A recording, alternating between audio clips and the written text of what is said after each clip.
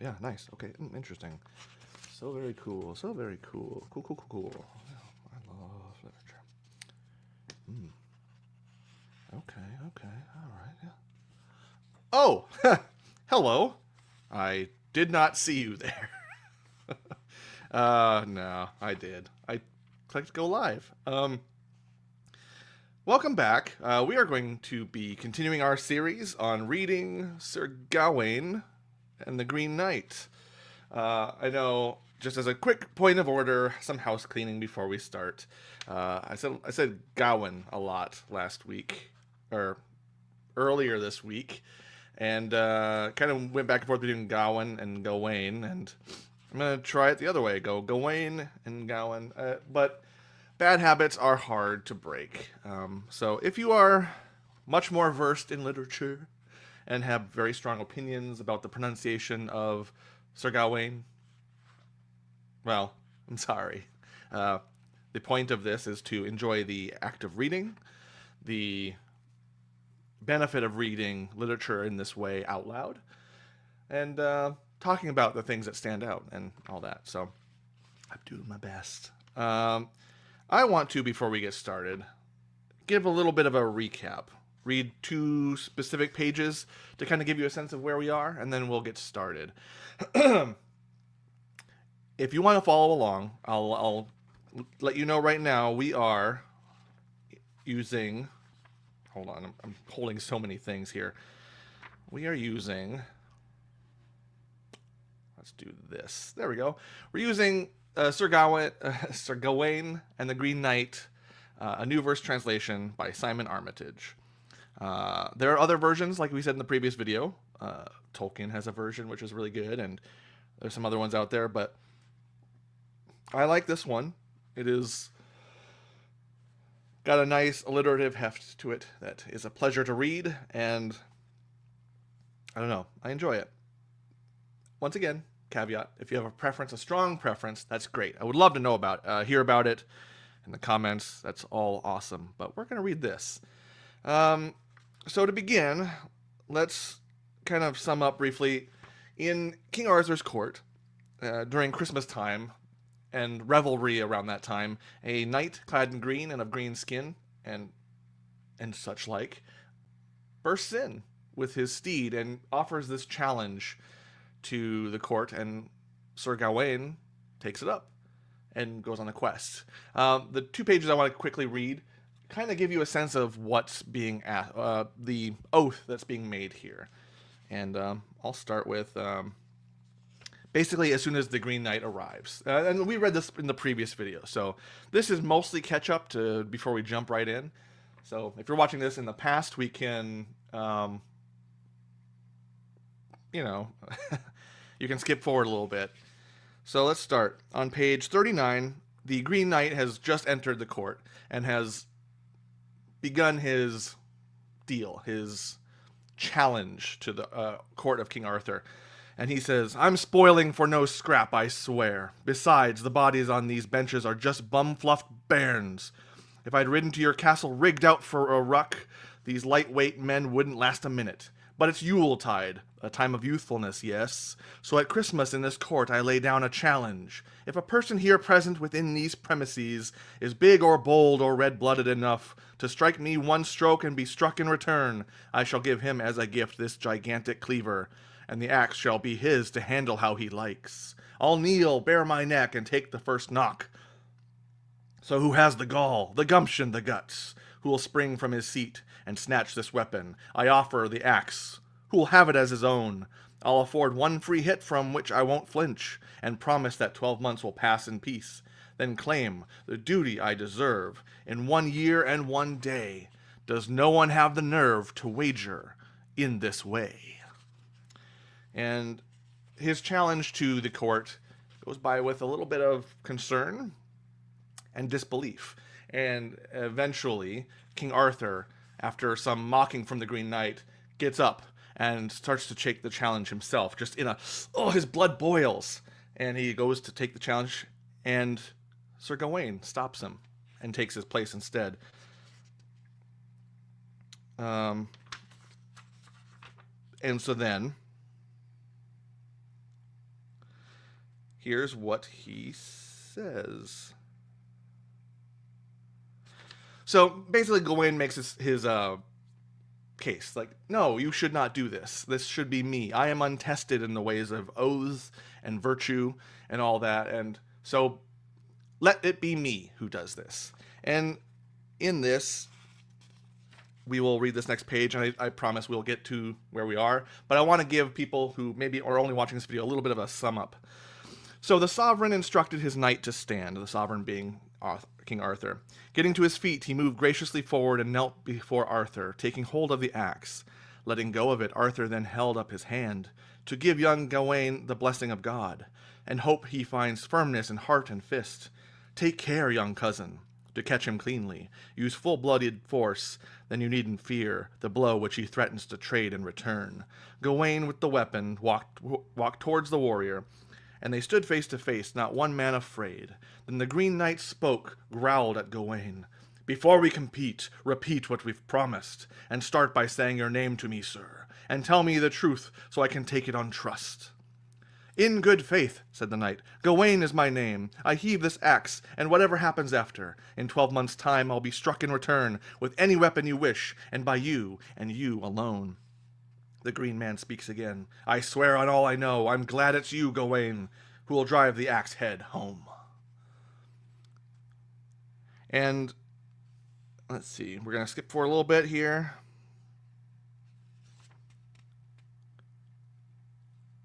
All right.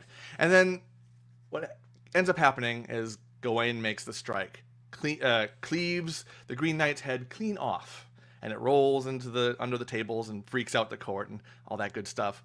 But the Green Knight does not die. Instead, he reaches forward, grabs his head, pulls it up, and the head continues to speak, saying that the deal is struck. Now return to me in a year. And he clarifies the deal and says that you will seek me out by this time next year before the new year, and you will receive the same blow. And that begins this adventure, this exciting tale of honor, oath, virtue, and Gawain makes his journey. And we find ourselves now in the next part. We're on page 89 if you're using this very same book, 89, and each page you've got these little numbers. Let's see if I can actually show it without getting too much reflection from the light. And if I know how to actually do this. There's little numbers on every 10 lines or so, and that's just the verse or the stanza area. So you can actually follow along from there. We're on line 1020. So if you're reading along, and I actually recommend before we start, get a copy of the book before you watch any of these, and read along. Use your eyes and hear the words I'm saying. I'm not the best at reading or performing, but that is not the point of this. The point of this exercise, and the reason I want to do this on a YouTube, is to do it. To speak the words of the book. To not perform them necessarily, although I'll try, I can't help but try to perform a little bit as I read. But to enjoy the alliteration, the structure, the format, the way that this poetry is written. I want to enjoy that verbally using the tools at my disposal, which are my mouth, my lungs, every part of me. I want to try and read it and engage in the storytelling in a very effusive way. So, without further ado, we will start on line 1020. And just to back up a little bit, I should probably back up ever so little. I will back up one verse, or one stanza. You can tell I'm not very big on poetry, so I don't know the exact terminology. I will punish myself later. So if we back up to roughly around line 1000 or so, we've got Gawain has found lodging in a castle. Near the end of his journey, he has found hospitality through the lord of the castle and his lady, and I believe an older lady of the house. I don't know if she's the mother. I forget, but so the morning dawns when man remembers the day our Redeemer was born to die. And every house on earth is joyful for Lord Jesus. Their day was no different, being a diary of delights. Banquets and buffets were beautifully cooked, and dutifully served to dinners at the dais. The ancient elder sat highest at the table, with the Lord, I believe, in the chair to her left. The sweeter one and Gawain took seats in the center, and were first at the feast to dine. Then food was carried around as custom decrees, and served to each man as his status deserved. There was feasting, there was fun, and such feelings of joy as could not be conveyed by quick description, yet to tell it in detail would take too much time. But I'm aware that Gawain and the beautiful woman found such comfort and closeness in each other's company, through warm exchanges of whispered words and refined conversation free from foulness, that their pleasure surpassed all princely sports by far. Beneath the din of drums men followed their affairs, and trumpets trilled and thrummed, as those two tended theirs. They drank and danced all day, and the next, and danced and drank the day after that. Then St. John's Day passed with gentler joy, as the Christmas feasting came to a close. Guests were to go in the grayness of dawn, so they laughed and dined as the dusk darkened, swaying and swirling to music and song.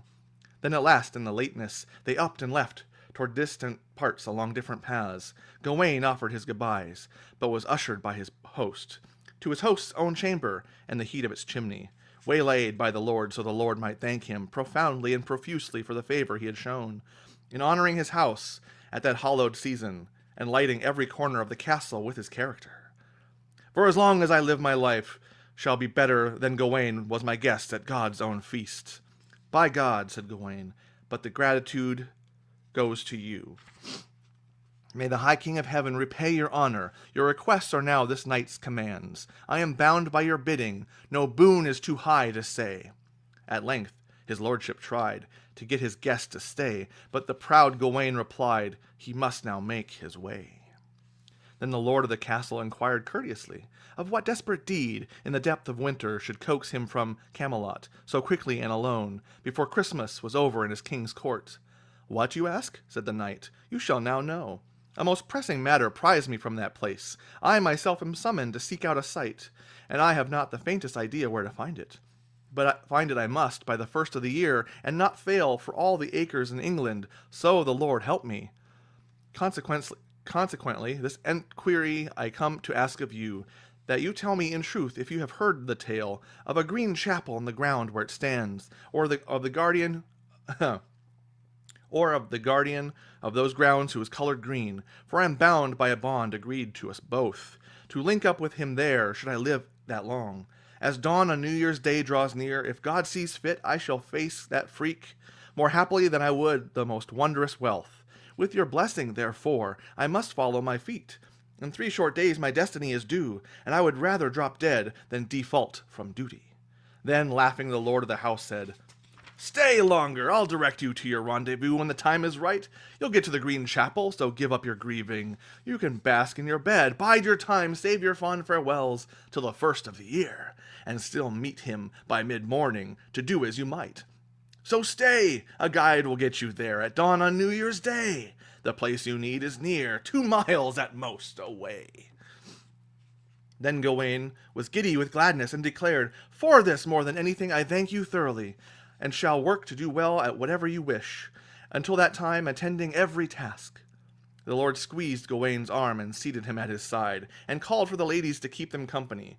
There was pleasure aplenty in their private talk, the Lord delighting in such lively language, like a man who might well be losing his mind.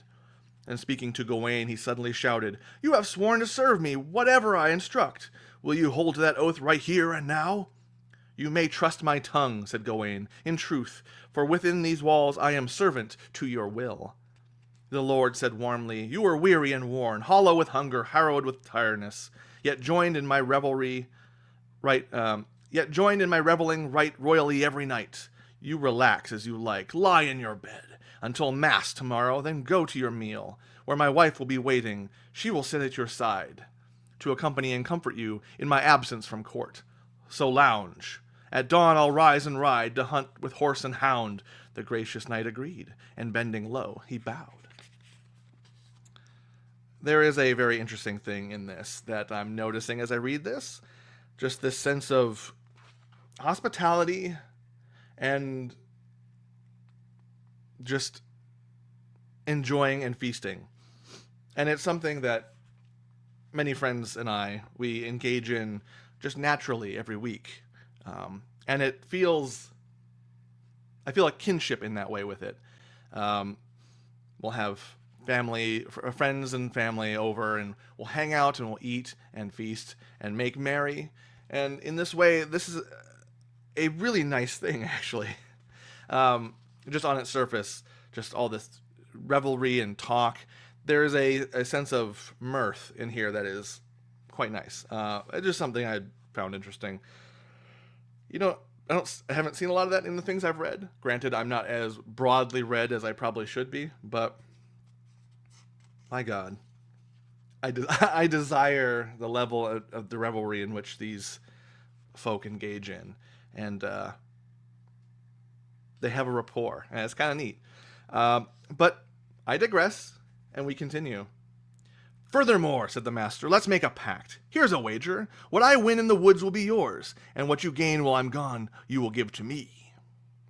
Young sir, let's swap and strike a bond. Let a bargain be a bargain for better or worse. By God, said Gawain, I agree to the terms, and I find it pleasing that you favor such fun. Let drink be served, and we'll seal the deal, the Lord cried loudly, and everyone laughed. So they reveled and caroused uproariously, those lords and ladies, for as long as they liked. Then with immaculate exchanges of manners and remarks, they slowed, and they stood, and they spoke softly, and with parting kisses the party dispersed, footmen going forward with flaring torches, and everybody was brought to their bed at long last, to dream. Before they part, the pair repeat their pact again. That lord was well aware of how to host a game. Bringing us at the end of Fit 2, which is I guess if you wanted to divide these into chapters, in the first video we did Fit 1, and now we've just finished Fit 2, which brings us to the end of where we were kind of in the first video. So, a little behind schedule, but we shall continue now with Fit 3. And I don't know if I'm pronouncing that correct. It's just what it says in the book, Fit 3. And then for those who are watching this video for the first time and not watching the first one, in this translation, you have the original as well as the translation. So you can study the Old English, which is really cool. Anyways, we continue. Well, before sunrise, the servants were stirring.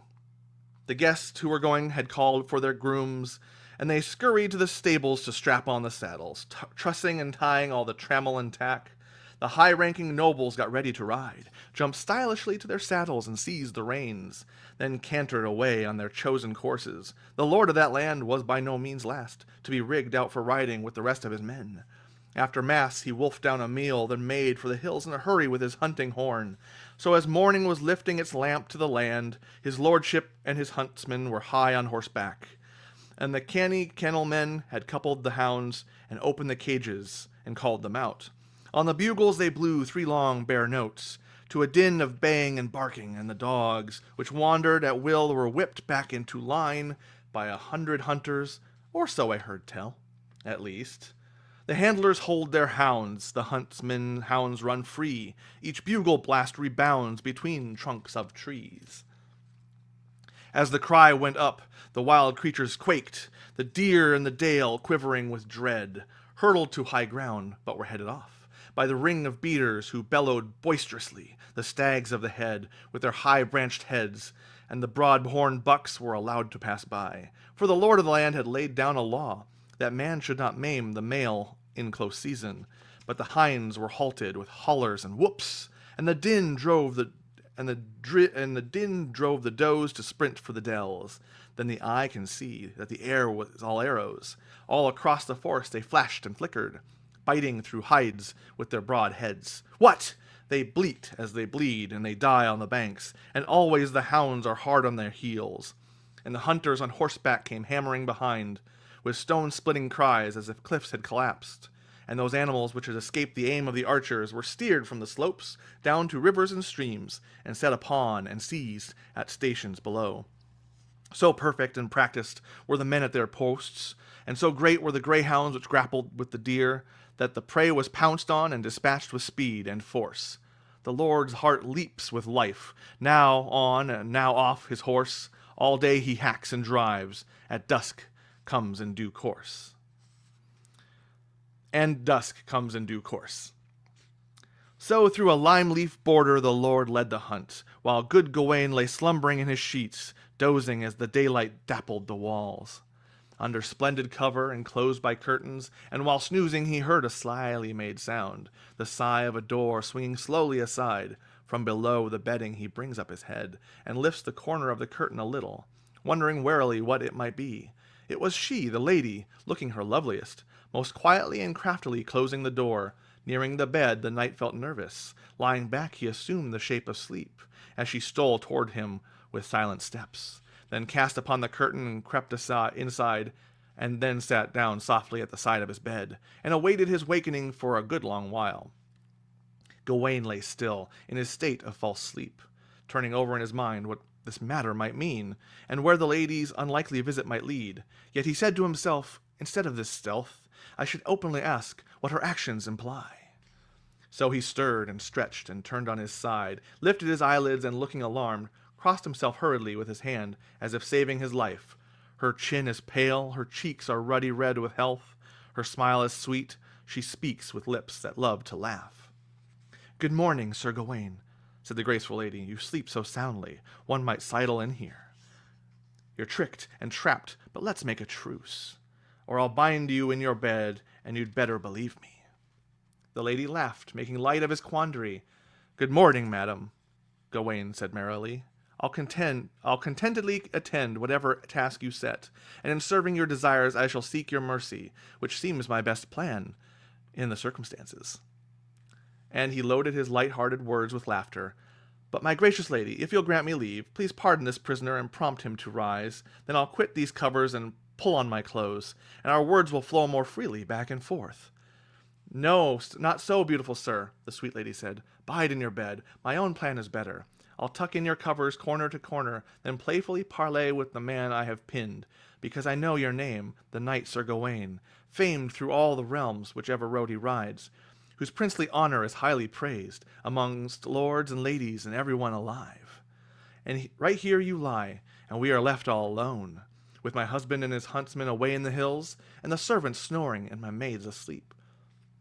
And the door to this bedroom barred with a bolt. I have in my house an honored guest, so I'll make the most of my time and stay talking a while. You are free to have my all. Do with me what you will. I'll come just as you call, and swear to serve you well. In good faith, said Gawain, such gracious flattery, though I'm not him of whom you speak.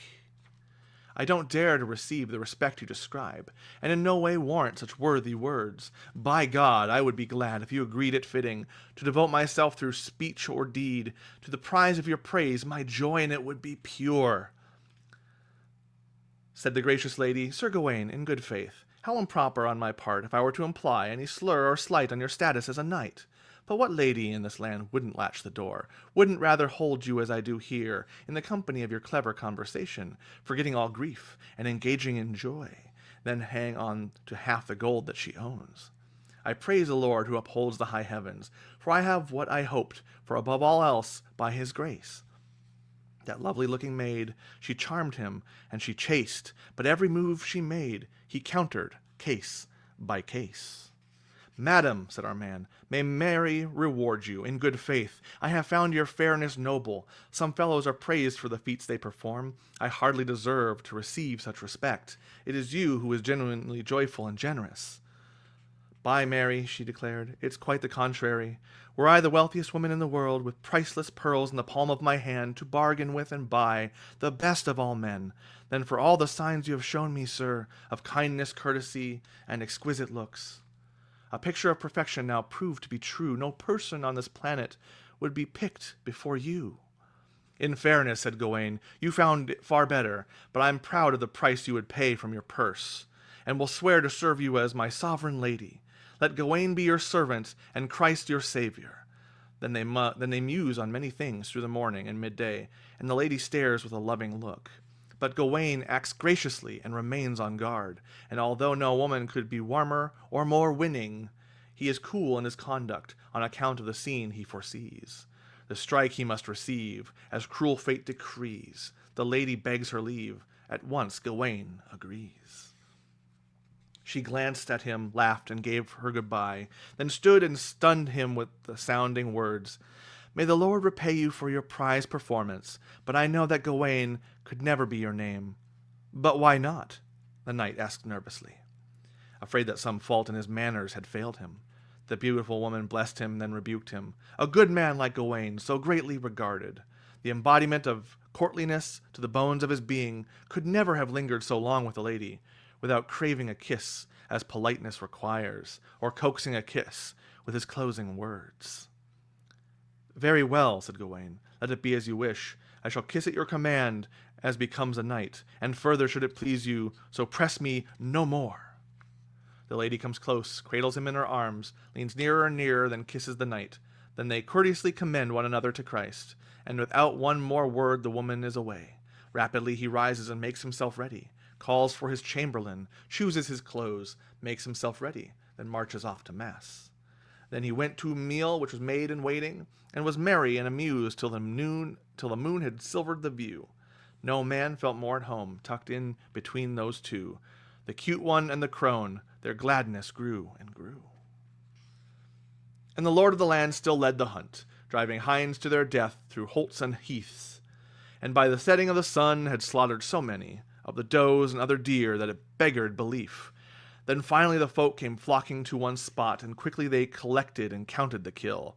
Then the leading lords and their loyal men chose the finest deer, the fullest, with fat, and ordered them cut open by those skilled in the art.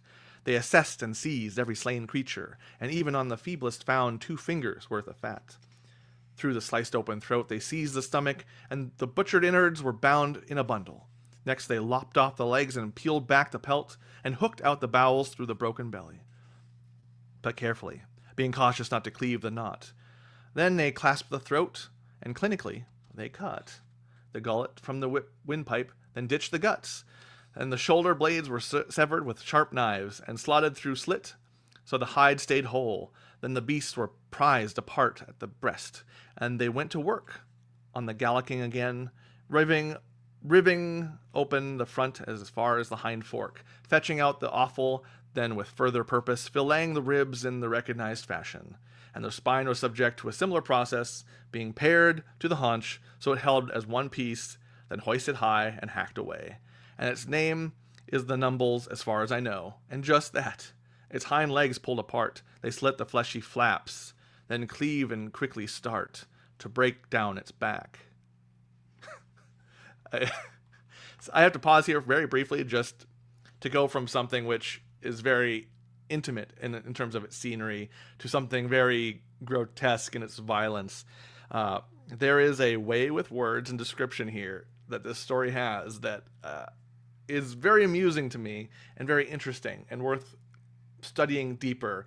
And while that's not the scope of this video, we're just going through the reading. It's worth checking out this section again with courtly manners, temptation, and very intimate moments followed by just absolute butchery is a very strange contrast. Worth pointing out. I had to keep a straight face while reading some of this, like, very graphic deer mutilation. My God. We continue.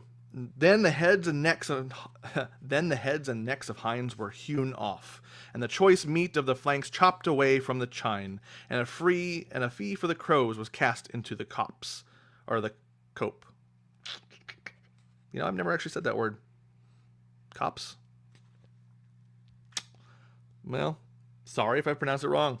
Then each side was skewed, stabbed through the ribs, and heaved up high, hung by its hocks, and every person was paid with appropriate portions.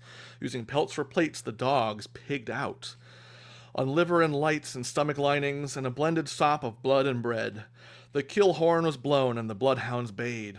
Then hauling their meat, they headed for home. sounding howling wails on their hunting horns. As daylight died, they had covered the distance, and had come to the castle where the knight was ensconced, adjourned. In peace with fires of flame, the huntsman has returned, and when he greets Gawain, warm feelings are confirmed. Then the whole of the household was ordered to the hall, and the women as well as their maids in waiting. And once assembled, he instructs the servants that the venison be revealed in full view. And in excellent humor he asked that Gawain should see for himself the size of the kill, and showed him the side slab sliced from the ribs. Are you pleased with this pile? Have I won your praise? Does my skill at this sport deserve your esteem? Yes, indeed, said the other. It's the hugest haul I have seen this 7 years in the winter season. And I give it all to you, Gawain, said the master, for according to our contract it is yours to claim. Just so, said Gawain, and I'll say the same, for whatever I have won within these walls, such gains will be graciously given to you. So he held out his arms and hugged the lord, and kissed him in the comeliest way he could. You're welcome to my winnings, to my one profit, though I'd gladly have given you any greater prize. I'm grateful, said the lord, and Gawain, this gift would carry more worth if you cared to confess by what wit you won it, and when and where. That wasn't our pact, he replied, so don't pry. You'll be given nothing greater. The agreement we have holds good. They laugh aloud and trade wise words which match their mood. When supper's meal is made, they dine on dainty food. Later they lounged by the Lord's fire, and were served unstintingly with subtle wines, and agreed to the game again next morning, and to play by the rules already in place. Any takings to be traded between the two men at night when they met, no matter what the merchandise. They concurred on this contract in front of the court, and drank on the deal and went on drinking, till late, when they took their leave at last, and every person present departed to bed. By the third cackle of the crowing cock, the lord and his liegemen were leaping from their beds, so that mass and the morning meal are taken, and riders are rigged out ready to run as day dawns. They leave the levels loud, with howling hunting horns, the huntsmen loose the hounds, through thickets and through thorns.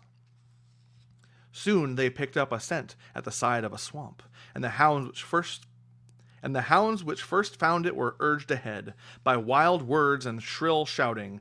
The pack responded with vigor and pace, alert to the trail 40 lurchers at least. Then such a raucous din rose up all around them, it ricocheted and rang through the rocky slopes. The hounds were harried with hollers in the horn. Then suddenly they swerved and swarmed together, in a wood, between pool and precipice, on a mound near a cliff, on the margins of a marsh, where toppled stones lay scattered and strewn. They coursed toward their quarry with huntsmen at heel. Then a crew of them ringed the hillock and the cliff, until they were certain that inside their circle was the beast whose being 3 bloodhounds had sensed. Then they riled the creature with their rowdy ruckus, and suddenly he breaks the barrier of beaters. The biggest of wild boars has bolted from his cover. Ancient in years and estranged from the herd, savage and strong, a most massive swine, truly grim when he grunted, and the group were aggrieved, for 3 were thrown down by the first of his thrusts. Then he fled away fast without further damage. The other huntsmen bawled, "Hi!" and "Hey, hey!" blasted on their bugles, blew to regroup. So the dogs and men made a merry din, tracking him noisily, testing him time and time again. The boar would stand at bay, and aim to maul and maim the thronging dogs, and they would yelp and yowl in pain. Then the archers advanced with their bows and took aim, shooting arrows at him, which were often on target. But their points could not pierce his impenetrable shoulders, and bounced away from his bristly brow. The smooth, slender shafts splintered into pieces, and the heads glanced away from wherever they hit. Battered and baited by such bombardment, in a frenzied fury he flies at the men, hurts them horribly as he hurtles past, so that many grew timid and retreated a tad. But the master of the manor gave chase on his mount, the boldest of beast hunters, his bugle blaring, trumpeting the tally-ho and tearing through the thickets, till the setting sun slipped from the western sky. So the day was spent in pursuits of this style, while our lovable young lord had not left his bed, and cosseted in costly quilted covers, where he remained. The lady at first light did not neglect Gawain, but went to wake the knight, and meant to change his mind.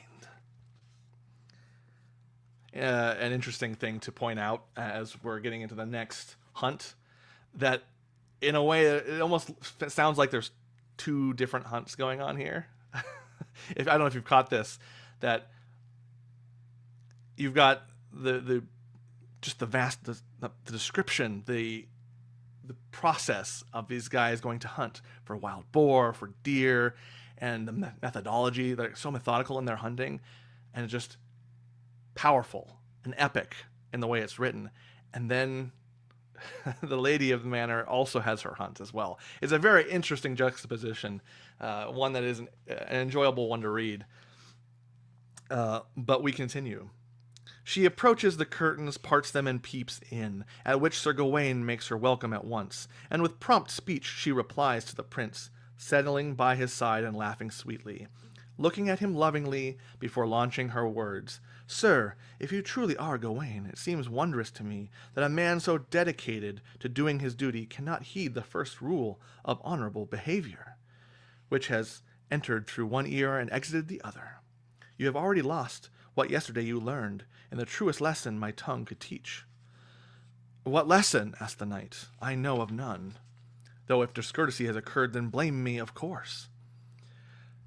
I encouraged you to kiss, the lady said kindly, and to claim one quickly when one is required, an act which ennobles any knight worth the name. Dear lady, said the other, don't think such a thing. I dare not kiss in case I am turned down. If refused, I'd be at fault for offering in the first place. In truth, she told him, you cannot be turned down. If someone were so snooty as to snub your advance, a man like you has the means of his muscles. Yes, by God, said Gawain, what you say holds good, but such heavy-handedness is frowned on in my homeland, and so is any gift not given with grace. What kiss you command I will courteously supply. Have what you want or hold off, whichever the case. So bending from above, the fair one kissed his face. The two then talk of love, its grief, also its grace. I would like to learn, said the noble lady, and please find no offence, but how can it follow that a lord so lively and young in years, a champion in chivalry across the country, and in chivalry the chiefmost aspect to choose, as all knights acknowledge, is loyalty in love? For when tales of truthful knights are told in both title and the text, the topic they describe is how lords have laid down their lives for love, endured for many days love's dreadful ordeal, then vented their feelings with avenging valor. By bringing great bliss to a lady's bedroom, and you the most notable knight who is known, whose fame goes before him, yes, how can it follow that twice I have taken this seat at your side, yet you have not spoken the smallest syllable which belongs to love or anything like it? A knight so courteous and considerate in his service really ought to be eager to offer this pupil some lessons in love, and to lead by example. Why are you, whom all men honor, actually ignorant? Or do you deem me too dull to hear of dalliances? I come to learn of love and more. A lady all alone, perform for me before my husband heads for home. In faith, said Gawain. Gee whiz. Okay. In faith, said Gawain, may God grant you fortune. It gives me great gladness, and seems a good game that a woman so worthy should want to come here and take pains to play with your poor knight, unfit for her favours. I'm flattered indeed. But to take on the task of explaining true love, or touch on the topics those love tales tell of, with yourself, who I sense has more insight and skill in the art than I have, or even 100 of the likes of me, on earth where I live, would be somewhat presumptuous, I have to say. But to the best of my ability I'll do your bidding, bound as I am to honor you forever, and to serve you, so let our Saviour preserve me. So the lady tempted and teased him, trying to entice him to wherever her intentions might lie, but fairly and without fault he defended himself, no sin on either side transpiring, only happiness that day. At length, when they had laughed, the woman kissed Gawain politely, then she left, and went her own sweet way. Roused and risen, he was ready for mass, and then men sumptuously served the morning meal. Then he loitered with the ladies the length of the day, while the lord of the land ranged left and right, in pursuit of that pig which stampeded through the uplands, breaking his best hounds with its back-snapping bite.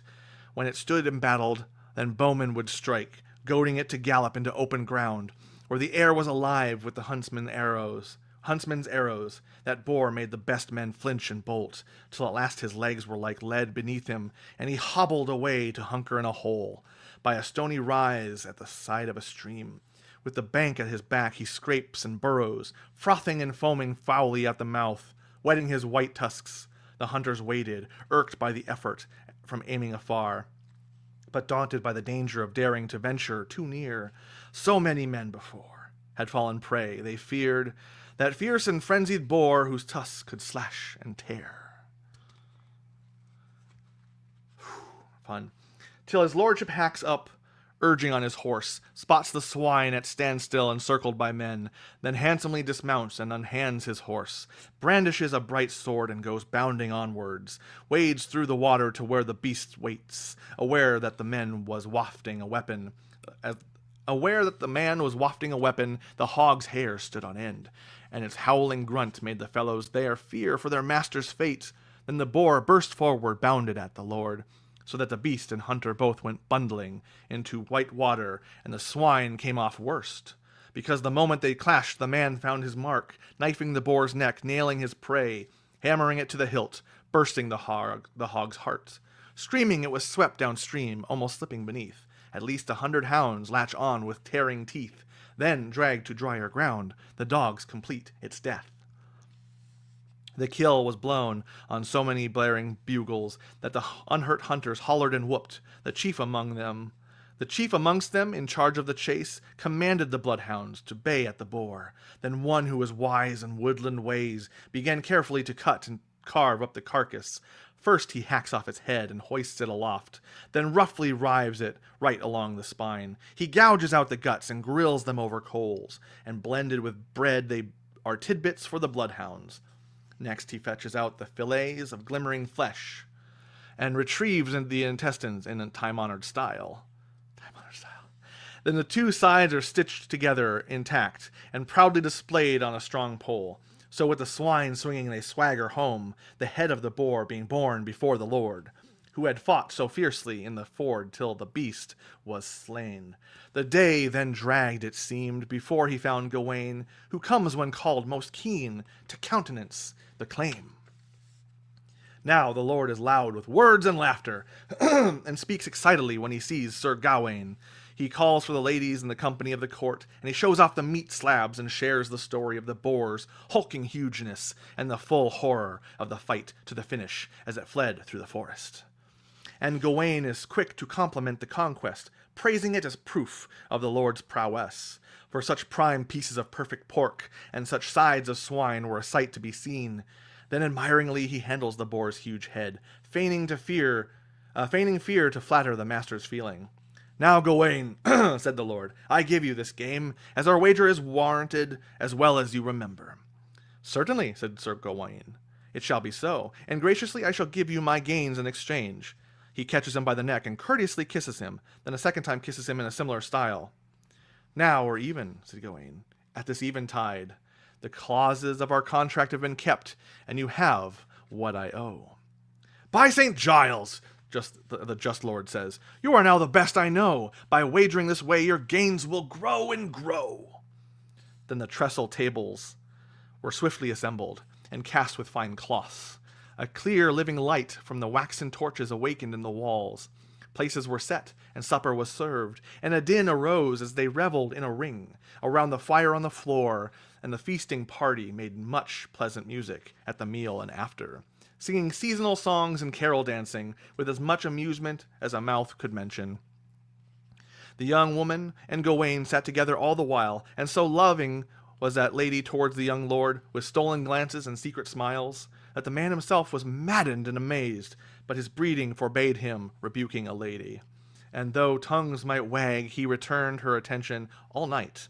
Before his friends retire, his lordship leads the knight, heads for his hearth and fire, to linger by its light.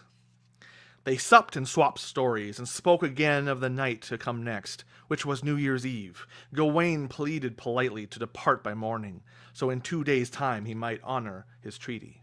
But the lord was unswerving, insisting that he stay. As an honest soul, Let's see. As an honest soul, I swear on my heart, you shall find the Green Chapel to finish your affairs long before dawn on New Year's Day.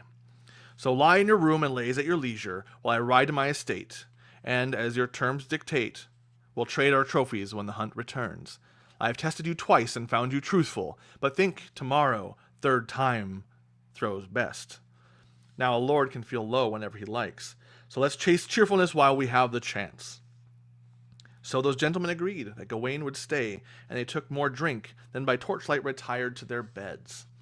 Our man then sleeps, a most reposed and peaceful rest, as hunters must. His host is up at dawn and dressed. After mass, the master grabs a meal with his men, and asks for his mount on that marvelous morning. All those grooms engaged to go with their lord were high on their horses before the hall gates. The fields were dazzling, fixed with frost, and the crown of sunrise rose scarlet and crimson, scalding and scattering clouds from the sky. At the fringe of the forest the dogs were set free, and the rumpus of the horns went ringing through the rocks. They fall on the scent of a fox, and follow, turning and twisting as they sniff out the trail. A young harrier yowls, and a huntsman yells, and the pack come panting to pick up the scent.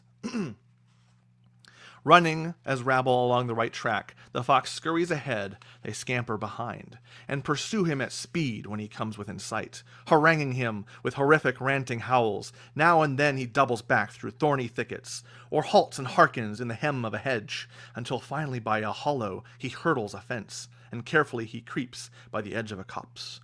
Convinced that his cunning has conned those canines, but unawares he wanders where they lie in wait, where greyhounds are gathered together, a group of 3.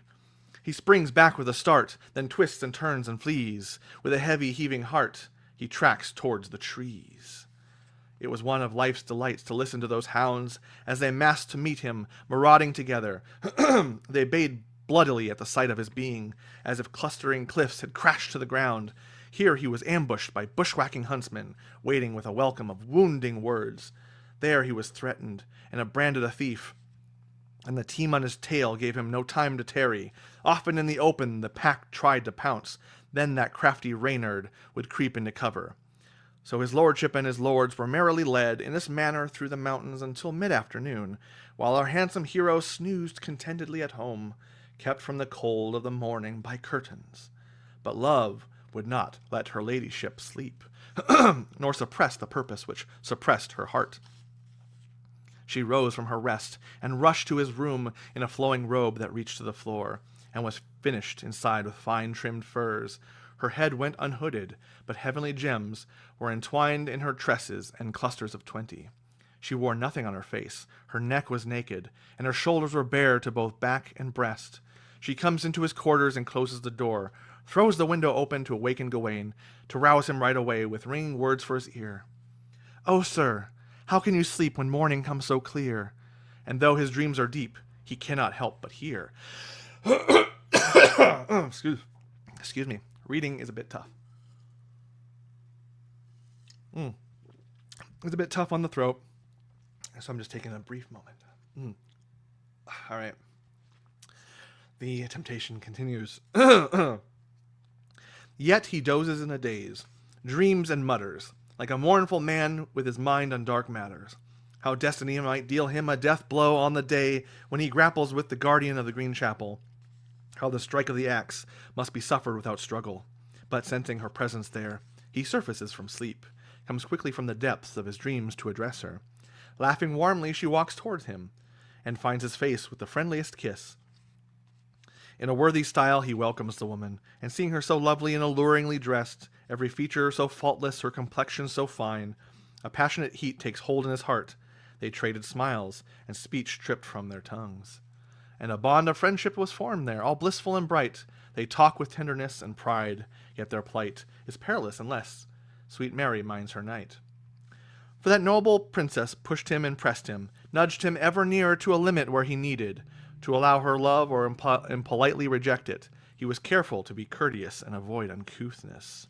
And more so for the sake of his soul should he sin and be counted a betrayer by the keeper of the castle. I shall not succumb, he swore to himself.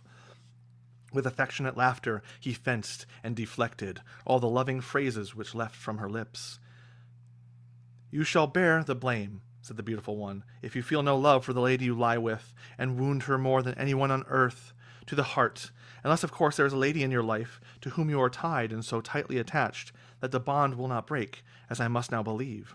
So in honesty and truth now tell me the truth. In honesty and trust now tell me the truth, for all the love alive, do not lessen the truth with guile." "You judge wrong, by St. John," he said to her, and smiled. "There is no other one, nor will be for this while." "Those words," said the woman, "are the worst of all, but I asked and you answered, and now I ache. Kiss me as I wish, and I shall walk away, in mourning like a lady who loved too much." Stooping and sighing, she kissed him sweetly, then withdraws from his side, saying as she stands, "But before we part, will you find me some small favor? Give me some gift, a glove at least, that might leaven my loss when we meet in my memory." "Well, it were," said Gawain. "I wish I had here my most priceless possession as a present." "Well, it were," said Gawain. "I wish I had here my most priceless possession as a present for your love, for over and over you deserve and are owed the highest prize I could hope to offer. But I would not wish on you a worthless token, and it strikes me as unseemly that you should receive nothing greater than a glove as a keepsake from Gawain. I am here on errand in an unknown land without men bearing bags of beautiful things, which my regard for you, lady, makes me regret. But a man must live by his means, and neither mope nor moan." The pretty one replies, "Nay, knight, since you decline to pass to me a prize, you must have one of mine." She offers him a ring of rich red gold, and the stunning stone set upon it stood proud, beaming and burning with the brightness of the sun. What wealth it was worth you can well imagine, but he would not accept it, and said straightway, "By God, no tokens will I take at this time. I have nothing to give, so nothing will I gain." She insists he receives it. She insists he receive it, but still he resists, and swears on his name as a knight not to swerve. Snubbed by his decision, she said to him then, "You refuse my ring because you find it too fine, and don't care to be deeply indebted to me. So I give you my girdle, a lesser thing to gain." From around her body she unbuckled the belt, which fastened the frock beneath her fair mantle, a green silk girdle trimmed with gold, exquisitely edged and hemmed by hand, and she sweetly beseeched Sir Gawain to receive it, in spite of its slightness, and hoped he would accept it. But still he maintained he intended to take neither gold nor girdle, until by God's grace the challenge he had chosen was finally achieved. "With apologies, I pray you not be displeased, but end all your offers, for always against them I am. For all your grace I owe 1,000 thank yous, ma'am. I shall through sun and snow remain your loyal man." "And now he spurns my silk," the lady responded, "so simple in itself, or so it appears, so little and unlikely, worth nothing or less. But the knight who knew of the power knitted in it would pay a high price to possess it, perhaps. For the body which is bound within..." Excuse me. That is the thing when reading for a lengthy period of time. "For the body which is bound within this green belt, as long as it is buckled robustly about him, will be safe against anyone who seeks to strike him, and all the slyness on earth wouldn't see him slain." The man mulled it over, and it entered his mind. It might just be the jewel for the jeopardy he faced, and save him from the strike in his challenge at the chapel. With luck, it might let him escape with his life. So relenting at last, he let her speak, and promptly she pressed him to take the present. And he granted her wish, and she gave with good grace, though went on to beg him not to whisper a word of this gift to her husband. And Gawain agreed. Those words of theirs within those walls should stay. His thanks are heartfelt then. No sooner can he stay. How much it matters when the third kiss comes his way.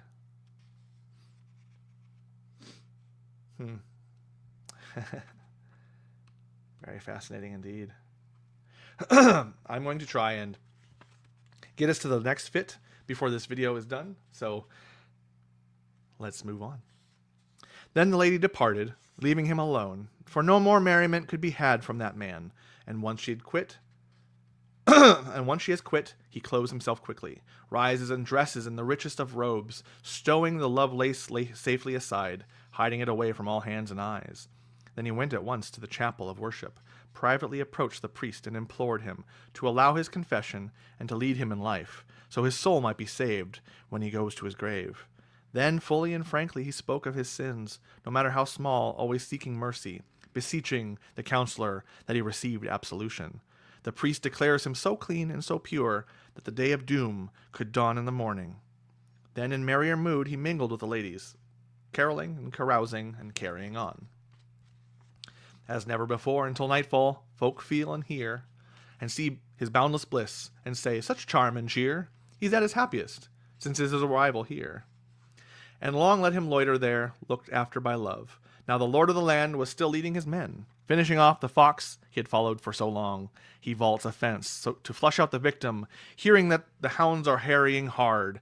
Then Reynard scoots from section of scrub, and the rabble of the pack rush right at his heels. Then Reynard scoots from a section of scrub, and the rabble of the pack rush right at his heels. Aware of its presence, the wary lord waits, then bares his bright sword and swishes at the beast, which shirks from its sharpness and would have shot away, but a hound flew forward before it could flee, and under the hooves of the horse they have him. Worrying the wily one with the wrathful bang, the lord hurtles from his horse and heaves the fox up, wrestles it from the reach of those ravenous mouths, holds it high overhead and hurrahs manfully while the bloodthirsty bloodhounds bay and howl, and the other huntsmen hurried with their horns to catch sight of the slaughter and celebrate the kill. And when the courtly company had come together, the buglers blew with one mighty blast, and the others hallooed with open throats. It was the merriest music ever heard by men, that rapturous roar for which Reynard's soul was raised. The dogs do their reward, are patted, stroked, and praised.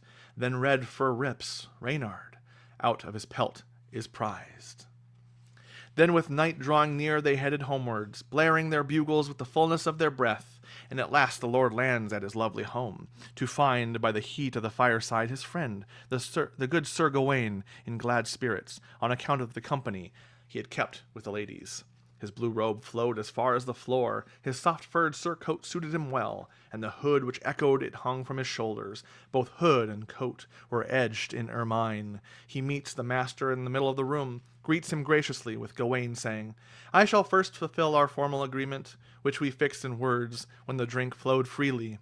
He clasps him tight and kisses him 3 times, with as much emotion as a man could muster. By the Almighty, said the master,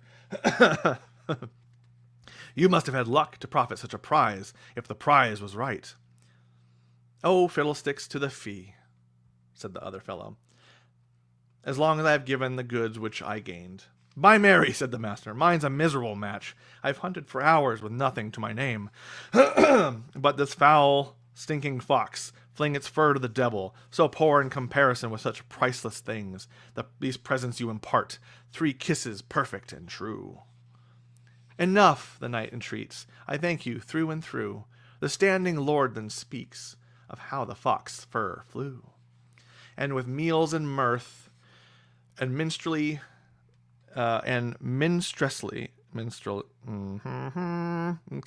with meals and mirth and minstrelsy, they made as much amusement as any mortal could. And among these merry men and laughing ladies, Gawain and his host got giddy together. Only lunatics and drunkards could have looked more delirious. Every person present performed party pieces, till the hour arrived when the revellers must rest. And the company in that court heard the call of their beds, and lastly in the hall humbly to his host, our knight says good night, and renews his gratitude.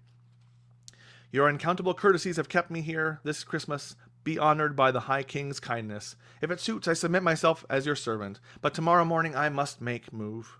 If you will, as you promised, please appoint some person to guide me, God willing, toward the Green Chapel, where my destiny will dawn on New Year's Day. On my honor, he replied, with hand to heart, every promise I made shall be put to practice. He assigned him a servant to steer his course, to lead him through the land without losing time, to ride the fastest route between forest and fell. Gawain will warmly thank his host in terms that tell. Toward the womenfolk the knight then waves farewell. It is with heavy heart that the guests in the hall are kissed and thanked for their care and kindness, and they respond with speeches of the same sort, commending him to our Savior with sorrowful sighs. Then politely he leaves the Lord and his household, and to each person he passes he imparts his thanks for taking such trouble in their service and assistance, and such attention to detail and attendance of duty. And every guest is grieved at the prospect of his going, as if honorable Gawain were one of their own. By tapering torchlight he was taken to his room, and brought to his bed to be at his rest. But if our knight sleeps soundly I couldn't say, for the matter in the morning might be muddying his thoughts. So let him lie and think, in sight of what he sought. In time I'll tell if tricks work out the way they ought. That brings us to the end of Fit 3, and we find ourselves next time at Fit 4. But my voice is largely done, and we've hit the hour. Thank you. Thank you for listening, for those who are.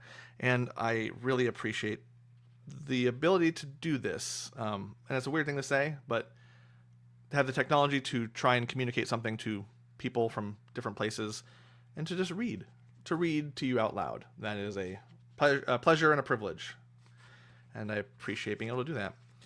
So for where we are, if you're wanting to keep track and to catch up, we probably have, we've got one more section. So probably Tuesday will be the last section. We'll finish it up in a nice old 3-parter. And we are at, 1999, 1998. So line 1998 on page 155, the beginning of Fit 4. That's where we find ourselves at the end of this video. This is fun.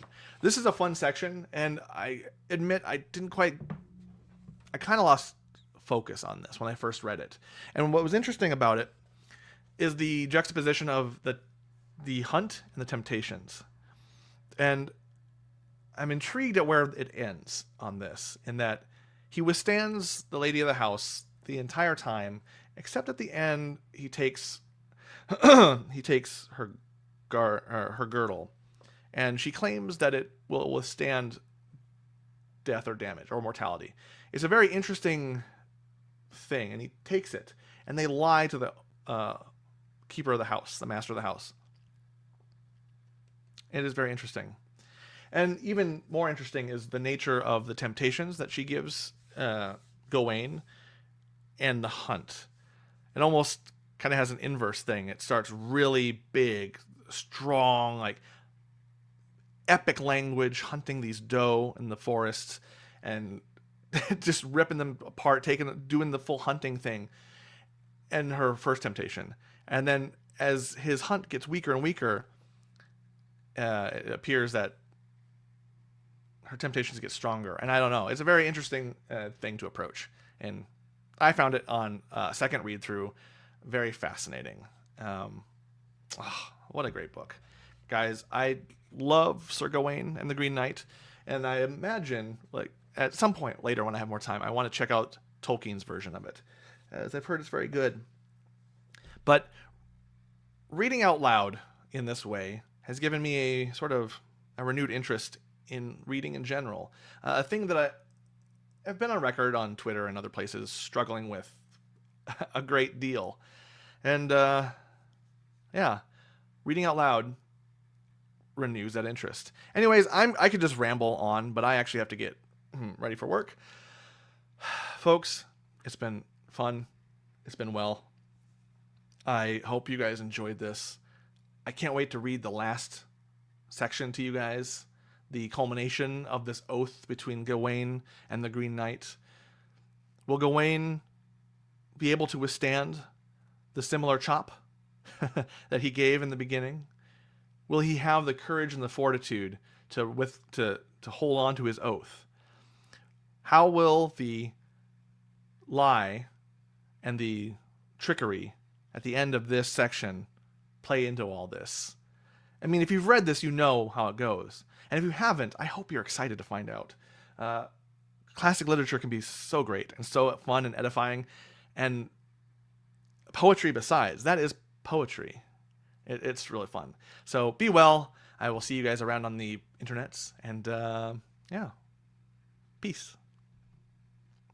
I gotta find this button. Where is it at?